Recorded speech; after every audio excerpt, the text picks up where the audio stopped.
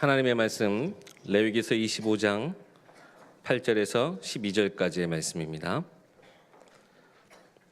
레위기서 25장 8절에서 12절까지의 말씀입니다. 구약 185쪽에 있습니다. 제가 봉독하겠습니다. 너는 7 안식년을 계수할지니 이는 7년이 7번인즉 안식년 7번 동안 곧 49년이라.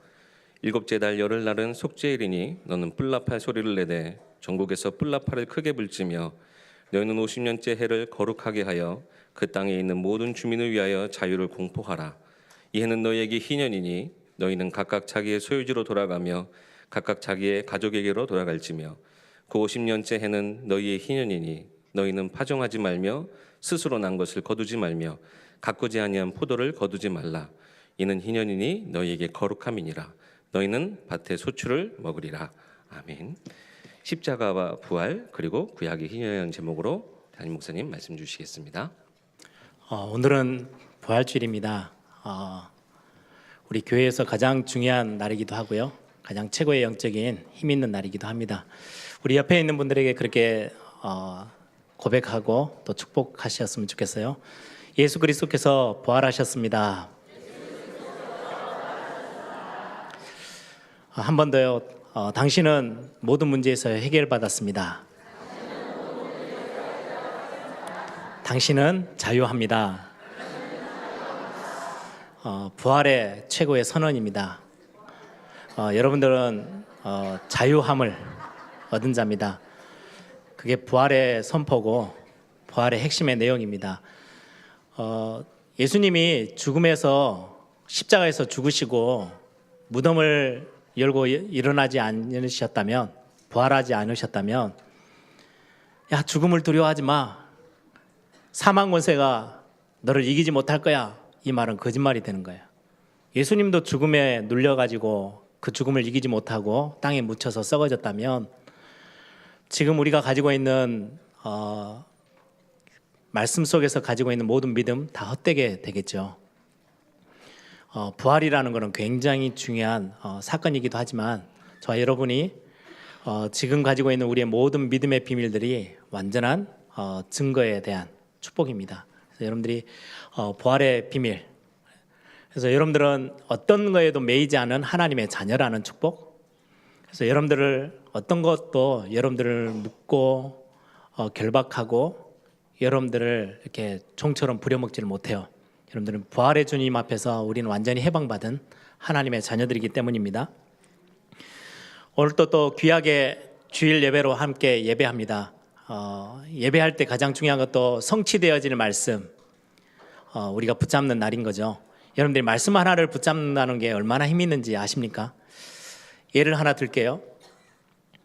과거 중세시대 때 한 14세기 정도 됐죠. 그때 한참 시대에는 완전한 재앙이 하나 찾아왔는데 그게 흑사병이었어요. 패스트라고도 하죠.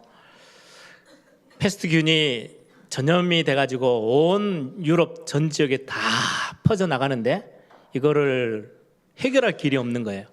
그래서 어느 정도로 사람들이 죽어나갔길래 재앙이라고 하느냐, 유럽의 인구 3분의 1 가까이가 다 죽었어요. 거의 한 6천만 명? 이거 어마어마한 사건이었어요. 근데 해결할 길도 없고요. 흑사병이라고 하는 거는 막 고열이 올라오고 거의 40도가 넘는 열이 올라와서 며칠 되지 않아서 죽어요. 이 병이 들어오면 뭐 몇 달 이게 아니고요, 며칠 만에 죽어요. 죽는데 온 피부가 시커멓게 이렇게 반점들이 올라오고 결국은 시커멓게 되어져서 죽어서 흑사병이라고 이제 이름을 붙였던 거죠.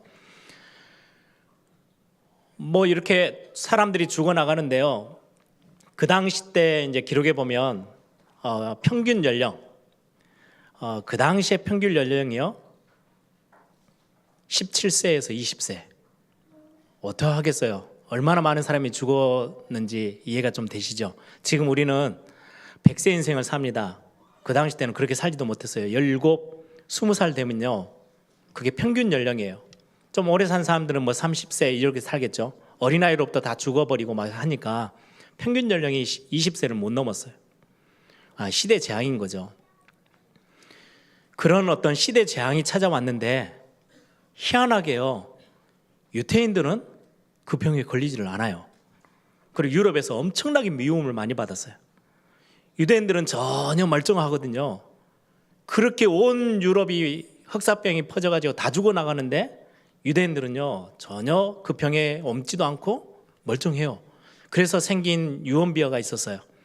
유태인들이 이 유럽 다른 민족들을 다 죽여버리려고 우물에다 독을 탔다. 이 병균을 유대인들이 퍼뜨렸다. 그래서 유럽 쪽에서는요 그 뒷세대 히틀러가 일어나서까지도 유태인들을 다 학살하고 싶어 했어요. 왜요? 너무 미운 거예요. 이해 안 될 만큼 우리하고 너무 달라. 그 전부터 가지고 있었던 유태인들이 가지고 있었던 그 선민 사상이 미움을 샀죠. 그런데 이제 현실적으로도 이상한 사건들이 생기니까 아니 그 흑사병으로 인구의 3분의 1이 죽어나가는데 유대인들은 멀쩡해요. 왜 그런지 아세요? 지금부터 한 4,000년 전 이스라엘 백성들이 애굽에서 빠져나와서 광야에 있을 때 하나님이 말씀을 주세요. 율법을, 그것도 율법을 주셨는데 뭐라고 말하느냐? 부정한 것을 만졌거든 반드시 물에 씻어야 돼. 특히 흐르는 물에 씻어. 옷에 곰팡이가 핀다든지 부정한 것들이 묻으면 반드시 흐르는 물에 빨아요. 그리고 땅을 기어다니는 뭐 도마뱀, 쥐 뭐 이런 벌레들이 그릇에 들어갔다? 그건 부정한 거야. 그래서 그 그릇은 다 깨트려 버려. 그게 구약의 율법이에요. 이거 지키지 않으면 너는 죽는 거야. 그게 율법이었거든요. 그건 죄라고 딱 지칭을 해버렸어요, 하나님이. 그러니까 유대인들의 생활 습관이에요. 오래된 전통이에요. 집에 나갔다가 들어오면 반드시 발을 씻고 손을 씻고 흐름물에 다 씻어요. 조그만한 부정한 게 묻었다? 그럼 다 버려요. 그릇도 깨트려 버려요. 옷도 빨아 입어요. 그것도 흐르는 물에 빨아 입어야 돼요. 그 당시에 중세 때 여러분들 영화 가끔 보시죠. 중세 영화들 안 씻어요. 엄청 더럽거든요. 겨우 물에 한 번씩 씻는 거는요 거의 몇 달에 한 번 목욕할까 말까 이렇게 지저분하게 막 있다 보니까 병균이 온 천지로 다 번져가지고 그 전염병이요 번져서 사람들 다 죽여나가는데 유대인들의 전통이에요. 조그만한 것만 이렇게 부정한 거 묻으면요 율법이기 때문에 손을 씻어요. 거의 매일같이 손 씻고 몸을 깨끗하게 하고 조그만한 뭐 이렇게 부정한 게 몸에 묻었다 그럼 다 몸을 다 씻어야 돼요. 정결케 해야 돼요. 그릇에 조그만한 게 부정한 게 묻으면 다 깨뜨려 버리고요. 옷도 곰팡이 하나 생겼다 그것도 하나님이 보시기에 부정한 거라고 지칭해 놨기 때문에 다 빨아야 돼요.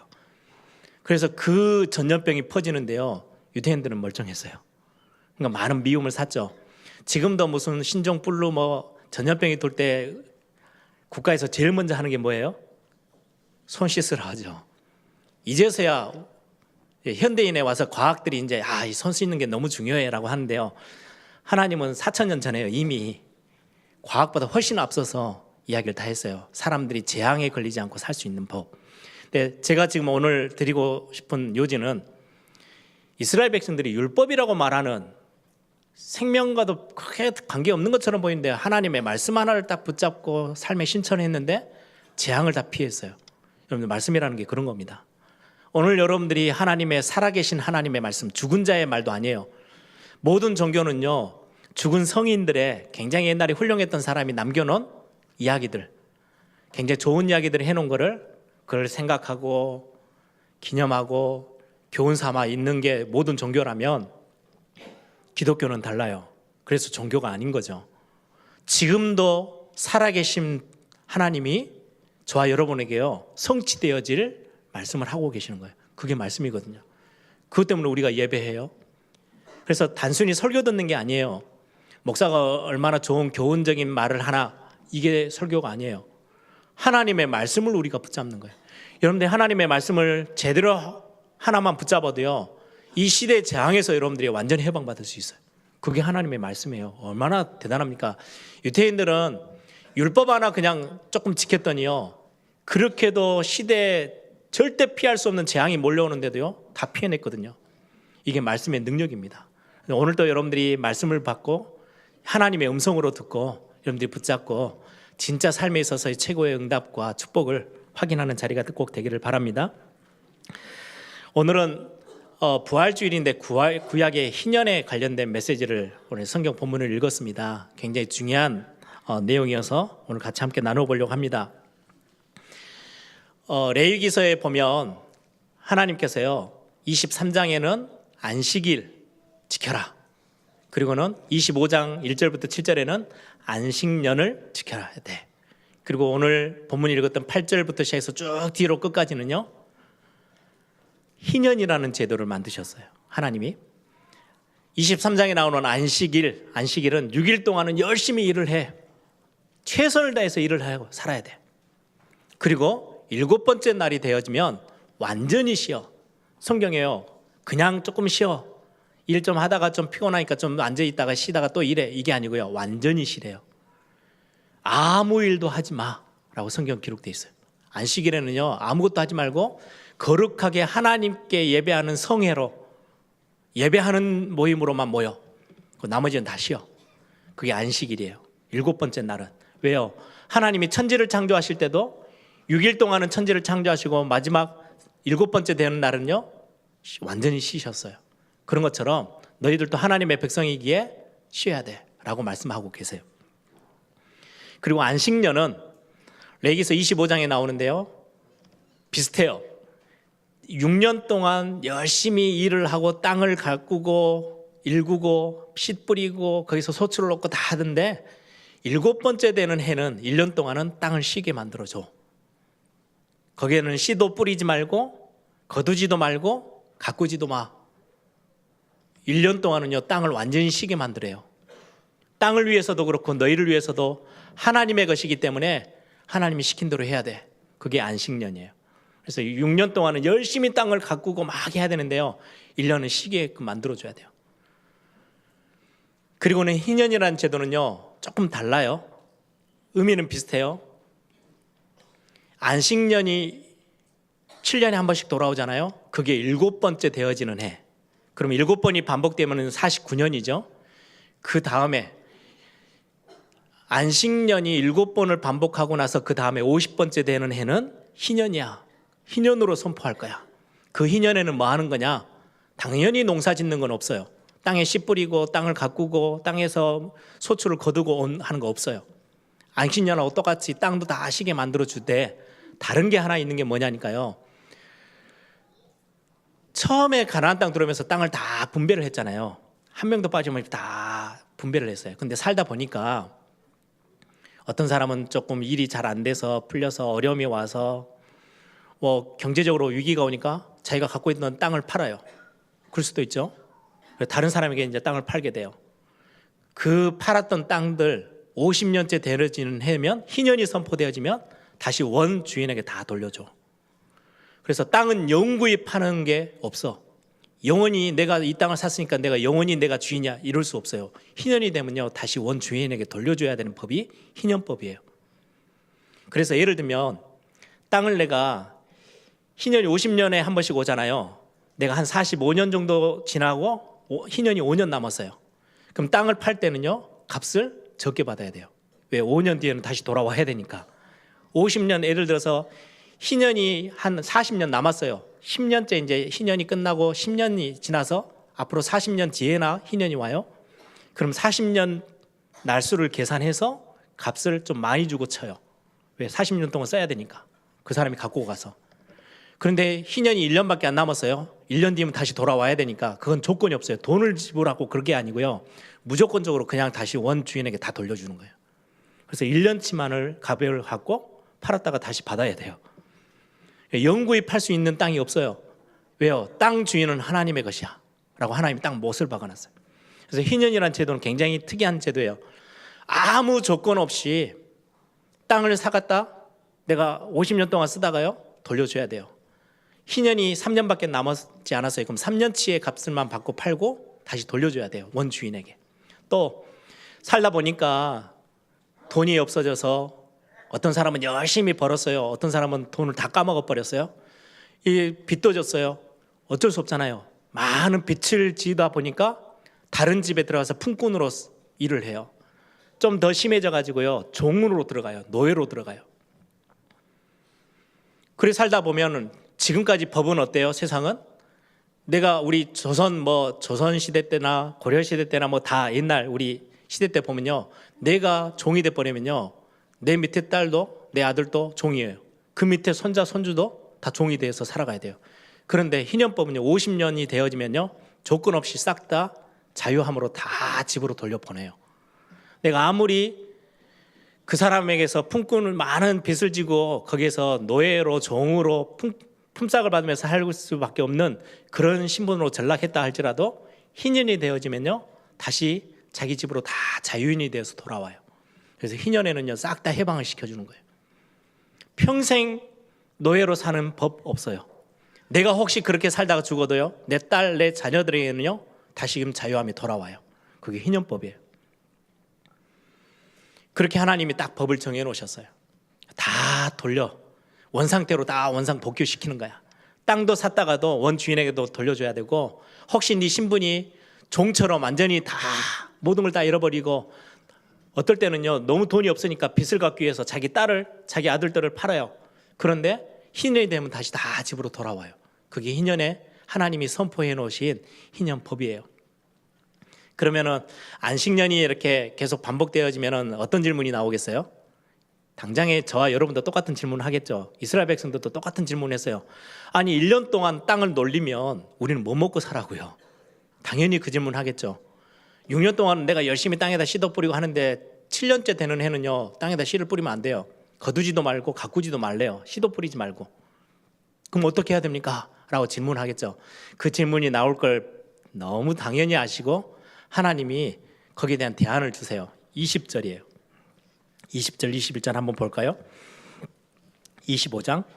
만일 너희가 말하기를 우리가 만일 7째 해에도 심지도 못하고 소출을 거두지도 못하면 우리가 무엇을 먹으리요 하겠으나 내가 명령하여 6째 해에 내 복을 너희에게 주어 그 소출이 3년 동안 쓰기에 족하게 하리라. 3년 동안의 소출이 1년 안에 나와요. 그래서 안식년 때 씨 뿌리지 않아도요, 언제든지 먹고요, 넘쳐서 그 다음에 씨 뿌려놓고 기다려야 되잖아요. 그때도 부족함이 없이 또 먹을 수 있도록 3년치를 아예 1년 안에 다 주시겠대요. 그게 하나님의 백성들을 하나님이 끌고 나가시는 굉장히 중요한 법이었어요. 그게 희년법이고 안식년이에요. 그래서 22절에 보니까 너희가 8째 해에는 파종하려니와 씨를 뿌릴 수 있어요. 그런데 이제 바로 열매가 맺어지는 게 아니잖아요. 묵은 소출 쌓아놓고 6째 해 때 3년짜리에 복이 와 있으니까 그걸 이렇게 창고에 쌓아놨겠죠. 그거를 묵은 소출을 먹을 것이며 9째 해에 그 땅에 소출이 들어오기까지 너희는 묵은 것을 먹으리라. 하나님이요, 충분하게 채우셨어요. 안식일 때도 마찬가지였어요. 광야에서 만나를 주시는데요, 안식일에는 만나를 하나님이 허락하지 않으셔서 쉬어야 되니까 다 쉬어. 아무것도 하지 마. 만나를 거두러 가는 것까지도요, 주우러 가는 것도 다 하지 말라 그랬어요. 그럼 그날은 어떻게 해요? 금식해야 됩니까? 아니요, 그 전날 2배를 주셨어요. 안식일까지 먹을 수 있는 거를. 그래서 6일째 되는 해는요, 날은요, 만나가요 2배로 와요. 그럼 2배 쟁여놓고 먹어요. 다른 날은요, 하루치밖에 안 돼요. 이틀치를 모아놓으면 다 썩어버려요. 하루 지나고 나면 다 썩어요. 근데 안식일 때는 2배를, 안식일 바로 전날을 2배를 줘요. 하나님이 절대로 굶기지 않고 하나님의 백성들을 완전히 이끄셨다는 굉장히 중요한 증거예요. 광야 40년 내내 그랬고요. 안식년을 선포하고 희년을 선포하시면서 땅도 쉬게 해라, 이렇게 이야기를 하셨어요. 근데 보세요, 지금 시대는요, 그걸 전혀 지키지 않아요. 이스라엘 백성들 지키지 않았어요. 염려가 더 많은 거죠. 아니 진짜로 3년치를 줄까? 안 줘버리면 어떻게 돼요? 굶어 죽어야 되는데 그것도 1년 동안 농사를 못 짓게 하니까 어떻게 합니까? 그래서요, 농사를 짓고 죽으라고 일을 하는 거예요. 여러분들 사업하시는 분들도 가끔 그 고민 하시죠. 아니 교회에 오면은 분위기상 일요일은 직장에 일 안 가고 가게를 좀 쉬어야 되겠는데 이거를 쉬면은 장사가 제일 잘 될 때가 주일인데요, 어떻게 해야 되지 고민 정말 신앙생활 하신 분들을 많이 하셨을 거예요. 답이 없어요. 근데 믿음의 신앙의 결단일 뿐이에요.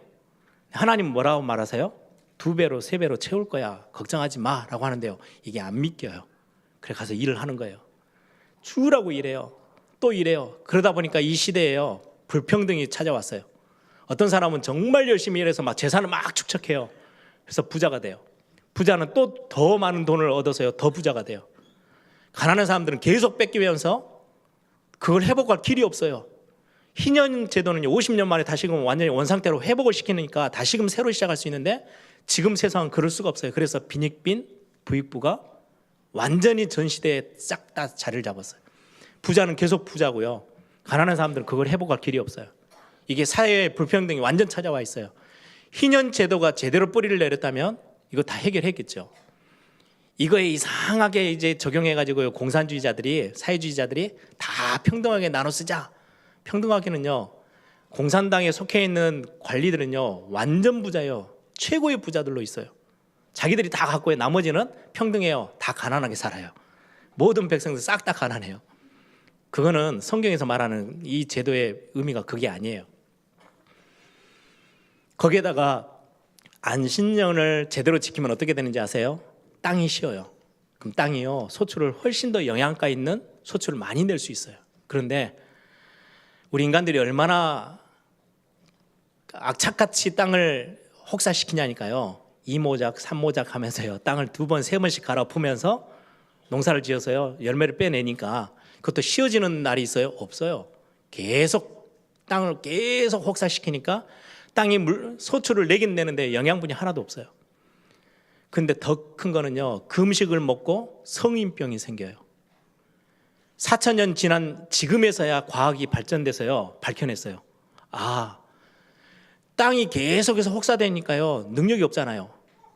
그러다 보니까 이 능력을 인위적으로 줘요. 약을 뿌려요. 농약도 뿌려요. 그러다 보니까 그걸로 열매는 맺어요. 그걸로 막 먹고 배부르고 살아요. 근데 결국은 성인병이 찾아왔어요. 온 천지예요. 요즘은 젊은 세대들한테 성인, 어른이 돼서 걸리는 병이 아니고요, 소아에게도요 심각한 성인병들이 지금 찾아와요. 뭐 때문에요? 음식 때문에. 그래서 요즘은 비싸게 주고 유기농 팔잖아요. 이제서야 깨닫고, 아, 약을 쳐서 먹으면 안 되는구나. 땅을 놀려가면서 해야 되니까요, 값을 엄청나게 비싸게 해가지고 유기농으로 팔아요. 조금 깨달은 거죠. 땅을 씌워줘야 되는 게 맞는구나. 이제서야. 4,000년 전에 주님이 다 하나님이 말씀하셨는데 전혀 못 알아듣는 거죠. 그래서 땅이 병들고 그 병든 거를 더 해서 또 산물을 빼내야 되니까 약을 쳐요. 그 약 쳐져 있는 음식을 또 우리 인간이 먹어요. 인간이 만들어낸 재앙이에요. 성인병. 희년 제도는 그걸 다 뒤집어 엎는 것들이거든요, 사실은. 네, 하나님 말씀하셨는데 인간이 그렇게 할 믿음이 없어요. 악착같이 벌고 일해야 돼요. 무슨 일주일에 한 번씩 쉬어요. 그래 해가지고는요 지금 상태를 유지 못할 것 같아요. 그러니까요 죽을 둥살둥 막 뛰어요. 그리고 병들어 버려요. 쉬지도 못해요. 여러분들, 시간을 하나님이 그렇게 만드신 것은 굉장히 중요해요. 시간도 내 것이고 땅도 내 것이고 너희들의 생명도 내 것이고 건강도 내 거야 라고 하나님의 굉장한 선포거든요. 근데 우리는 그거를 믿지 않고요 죽으라고 일을 해요. 근데 하나님은 뭐라고 하시는지 아세요? 너는 그런 신분 아니야. 6일 동안 열심히 일을 하되 하루는 쉬면서 마음껏 누릴 수 있는 너는 하나님의 자녀이고 하나님의 백성들이야 라고 말씀하고 있는데도 우리는 그게요 안 될 것 같아서 굶어 죽을 것 같고, 그러면 가난이 찾아올 것 같고 막 죽으라고 뛰는 거죠. 완전 시간에 노예되고 일에 노예되고 돈에 노예된 것이 막 뛰어요. 그게 희년이 그걸 다 회복시키는 법인데 그걸 지키지 못했어요. 그리고 이 땅은 굉장히 병든 세상, 재앙이 찾아온 시대가 되어졌어요. 그런데 더 중요한 게 있습니다. 희년을 계속 지켜야 됩니까? 희년은 그 이야기가 아니에요. 구약이 굉장히 상징적인 법이에요. 어떤 법이요? 예수 그리스도께서 이 땅에 오셔서 그리스도로서 행하실 사역에 대한 굉장히 중요한 예표예요. 예수 그리스도가 메시아가 오셔서 희년이라는 거, 안식년이라는 거를 너희 인생 가운데 선포할 거야. 그게요 성경에서 말하는 가장 중요한 핵심이에요. 그래서 예수 그리스도께서 이 땅에 오셔서 공생의 사역을 하시고 하실 때 뭐 하셨어요? 전부 다 뭔가 병에 걸려 있고 뭔가에 포로돼 있고 삶에 이렇게 저렇게 잡혀 있고 무너져 있고 포기되어 있는 사람들을요 다 가셔서요 죽은 나사로까지 살려내셨어요. 왜요? 내가 지금 희년을 선포하러 온 거야. 다 너희들을 아무 조건 없이 싹 다 새로 원상복귀 다 시키고 있어. 원래 하나님의 사람으로 그걸 예수님이 공생애 때 하시고요. 완전히 이루신 사건이 십자가 사건이에요. 십자가에서 마지막 남기신 메시지가 뭐예요? 내가 다 이루었다. 그리고 죽으셨어요. 그리고 부활이 없다면 그건 그냥 한낱 굉장히 멋있는 말에 불과해요. 아무 능력 없는 말. 굉장히 유대인의 한 청년이 십자가 지고 안타깝게 죽었는데 굉장히 죽기 전에 젊은 사람이 굉장히 멋있는 말을 많이 했다더라. 그리고 끝나는 일이에요. 우리하고는 아무 상관없어요. 부활이 없었다면. 그래서 고린도전서 15장 17절에 바울은 그렇게 이야기합니다. 그리스도께서 다시 살아나신 일이 없으면 너희의 믿음은 헛되고 너희가 여전히 죄 가운데 있을 것이다. 우리의 믿음 전부 다 헛된 거고요. 죄 문제 해결됐다 아무리 큰 소리 쳤지만 본인이 죄의 결과로요 십자가에 매달려 죽어버렸어요. 그리고 끝. 그럼 그 죄의 문제는 해결된 게 아니거든요. 본인 것이 해결되고 그냥 끝난 거지. 다른 사람의 죄를 해결해요? 말도 안 되는 이야기예요. 본인이 죽음에 딱 갇혀서 죽어서 무덤에서 그냥 썩었는데요. 모든 종교는 죽은 자의 이야기들입니다. 그냥 교훈되어지는 참 좋은 이야기들이에요. 나하고는 아무 상관없어요. 그냥 이렇게 묵상하는 거예요. 아, 참 좋은 이야기 하고 가셨네. 그게 모든 종교들의 이야기예요. 그런데 여러분들 이 시대 앞에 예수님의 무덤이 제일 유명한 이유가 어딘지 아십니까? 그 무덤이 비어있다는 사실이에요. 살아나셨어요. 부활하셨어요. 그게 부활주일에 우리가 붙잡은 굉장히 중요한 언약이에요. 야, 죽음이 너를 절대로 너를 이기지 못해. 모든 죽음의 권세를 다 사망의 권세, 지옥 권세를 다 깨트려 버렸어. 그리고는 본인은 죽음 십자가에서 죽으시고 무덤에서 그대로 썩어버렸다. 아무 의미 없는 이야기 아닙니까? 그렇죠? 근데 그분이 죽음을 깨트리고 일어나셨어요. 부활하셨어요. 어떤 교수가 그런 이야기를 합니다. 한국 교회에 굉장히 안타까운 현실이 하나 있는데 그러면서 딱 표현 하나를 했어요. 40대 1. 어떤 의미냐니까 십자가는 40을 이야기하고요. 부활은 1밖에 이야기를 안 한대요. 찬송가를 한번 봐보세요. 여러분들 찬양이나 찬송가 보시면요. 십자가에 관련된 찬양은 진짜 많아요. 근데 부활 찬양은요. 아까도 제가 와이프하고 부를 찬송이 몇 개 없어. 부활주일 때 부를 거요. 몇 개 없어요. 몇 장 말고는요. 부활 찬양이 거의 없어요. 부활주일 되면은 어린아이들 이렇게 달걀 삶아서 하나씩 주고 저 같은 경우 이제 부활주일이라고 흰색 넥타이를 메고 왔습니다. 옛날 우리 어른 권사님들 흰 한복 입고 아침에 새벽 가서 연합 예배 드리고 뭐 그것 말고는 없어요. 1년에 딱 한 번. 그건 이제 비꼬듯이 하는 이야기예요. 굉장히 경고성 메시지인 거죠. 십자가만 하면요 막 눈물 흘리고 막 금식하고 사순절 해가지고 40일 동안 막 십자가를 묵상하고 그런 거에 대한 막 슬픈 눈물을 흘리고 막 안타까워하고 이거는 40인데 그걸 진짜로 완전히 내 것으로 만들어주시는 부활의 사건에 대해서는 1밖에 이야기를 안 한대요. 정말 참 많은 의미가 있는 이야기예요. 십자가와 부활은 같아요. 십자가에서 우리의 모든 것들을 선포하시고요. 진짜 그렇게 됐음을 증언하시고 증거하시는 최고의 사건이 부활의 사건이에요. 부활이 없었다면 우리의 믿음은 다 헛것이고 아직도 우리는 죄 가운데 있어요. 아무리 예수님이 멋있는 이야기를 내가 너희들의 죄 문제를 다 해결했어. 모든 재앙에서 다 피할 수 있어. 지옥의 권세도 이기고 사단의 권세도 이겨. 그 본인은 사단의 권세 밑에 죽음 가운데 다 거해버렸는데 의미 없는 이야기거든요. 근데 예수님은 무덤을 여시고 부활하셨어요. 지금 살아 우리와 함께 계세요. 그게 얼마나 큰 위대한 영적인 비밀이고 사실인지요. 그래서 부활이 없으면 예수님의 죽음은 어느 저 유대 동네에 젊은 청년의 안타까운 죽음 이야기 그걸로 끝이에요. 십자가 사건은. 근데 부활 때문에요. 그 십자가가요 위대해졌어요. 그 십자가에서 행하신 그리스도 되신 이야기가요 지금 우리에게요 삶의 모든 것들을 회복시키는 어마어마한 메시지예요. 내가 모든 문제를 다 해결했어. 부활 때문에 그게 내 것이 될 수 있어요. 부활 때문에 모든 인류를 진짜로 살려내는 말씀과 능력이 되어지는 거예요. 그래서 죄의 모든 권세, 그 죄로 인해서 오는 저주와 재앙 다 해결했다. 모든 사단의 머리를 완전히 박살내고 사단의 권세에서 완전히 승리했어. 그리고는 지옥의 권세, 사망의 권세를 완전히 깨뜨리시고 이기셔서 이게 죽은 자의 선언이 아니고요, 산 자의 선언이에요. 지금 살아계신 보좌에 앉아 계신 우리 예수 그리스도의 선언이에요. 선포예요. 그래서 그걸 우리가 갖고 있는 거거든요. 그런데 희년은 50년 만에 한 번씩 옵니다. 그런데요, 우리에게 희년의 선포는요, 부활하신 주님 때문에 매일 여러분들에게 희년이 선포되고 있어요. 구약의 희년은 50년 만에 한 번 올까 말까요. 그것도 다 제대로 못 지켰어요. 그런데 이 희년의 어마어마한 영적인 비밀이요, 오늘 또 내일 또 하루에도 수백 번 수천 번씩 여러분들에게요, 부활하신 주님이 지금도 선포하고 소리치고 계세요. 너는 자유인이야. 더 이상에 매여 있을 이유 없어. 여러분들 무엇에 매여 계세요? 돈에 매여 계십니까? 6일도 부족해서 7일 동안 막 죽으라고 뛰십니까? 여러분들 그런 사람이 아니래요.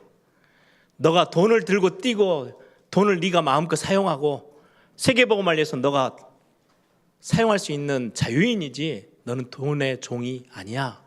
희년을 선포하셨어요. 이 부활의 주님이 희년을 우리에게 오늘도 선포하지 않으면 우리는 돈의 종노릇하고 살아가야 돼요. 여전히 인간관계 속에서요, 눈치 보면서요 막 갈등 속에 있어야 되는데요, 부활하신 주님이 오늘도 희년을 저와 여러분에게 선포합니다. 모든 관계에서 너는 완전 해방되어졌어. 너의 과거의 상처에 다 매여서 그것 때문에 엄청난 삶의 문제들이요, 거기에 다 얻어걸려요. 상처가 이게 심각한 거거든요. 심리학자들, 정신분석학자들이 제일 이야기합니다. 왜 정신병의 근원이 찾아 들어가면요, 과거에 있었던 상처예요. 과거에 있었던 트라우마, 이걸 못 깨내는 거예요. 모든 사람들은 거기 다 매여 있는데요, 오늘 또 저와 여러분에게 부활하신 주님이 선포합니다. 뭘요? 희년을. 너는 더 이상 거기에 매여 있는 종 아니야. 아무 조건 없이 이제는 너희 집으로 돌아가. 다시금 최고의 안식을 찾아 누리는 시간, 완전 회복되어지는 시간, 자유함을 찾아내는 시간, 그게 부활의 주님이 십자가 사건에서 이루시고 우리에게 오늘 또 희년을 선포하고 계세요. 더 이상 상처에 매여 있지 마세요. 상처가 여러분을 찔러대면요, 다 깃발 하나를 드세요. 나는 자유인이야. 오늘 또 하나님이 나에게 영적인 희년을 선포하셨어. 우상 숭배를 많이 한 가정 자녀들에게 문제 오죠.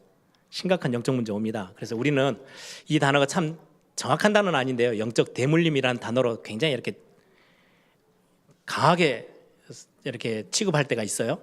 영적인 문제들이 이렇게 유산으로 전달된다는 거죠. 눈에 보이지 않게. 희년이 없었다면, 종노릇 됐으면요, 그 자녀들도요, 그 값을 갚지 못하면요, 계속 종으로 살아야 돼요. 그 밑에 손자 손녀도 또 계속해서 풀 길이 없어요. 이걸 해결할 능력이 없는데요. 근데 희년을 선포해요. 그리스도의 십자가 사건이 여러분들 대대로 우상숭배, 우리 한국에 5,000년 동안 우상숭배했던 그 영적 문제를 우리가 다 받아내야 되는데, 아니요, 끝이라고 십자가에서 선포하셨어요. 그 십자가에서 그 일을 해결하신 분이 부활하셔서 우리에게 오늘 또, 야, 너에게 희년의 날이야. 오늘 또 너에게 희년이야. 희년을 선포하고 계세요. 더 이상 그 대대로 왔던 그 종노릇 하던 거, 너는 거기에 머물러 있을 게 아니고 이제는 너희 집으로 돌아가서 너는 완전 자유함을 얻었어. 여러분들의 질병, 여러분들의 삶의 부분, 혹시 여러분들의 이상한 습관에 매여서 계속 끌려다니십니까? 뭔가에 중독되어져서 막 여러분들의 인생을 정말 어렵게 만들고 있습니까? 하나님이 그 삶 가운데요, 부활하신 주님이 오늘 또 선포하고 계세요. 너는 오늘 희년을 맞이해서 그걸로 끝이야. 더 이상 거기에서 너는 매여 있는 종이 아니고 노예가 아니고 너는 자유인이야. 하나님 오늘 또 선포하세요. 그거 붙잡으세요. 그게 오늘의 부활 신앙을 갖고 있는, 아, 예수님이 부활하셨구나, 참 좋은 날이구나, 기쁜 날이구나, 단순한 그 이야기 아니에요. 오늘 또 내일 또 매일매일 50년 만에 한 번이 아니고요, 매 순간순간마다 부활하신 주님이, 살아계신 분이 여러분들에게요 계속해서 희년을 선포하고 계세요. 너는 자유해. 더 이상 거기에 매여 있을 이유 없어. 그래서 저는 가끔 한 번씩 저에게 막 감정으로요, 제가 막 힘 뺄 때가 있거든요. 우울한 것도 찾아오고요. 그죠?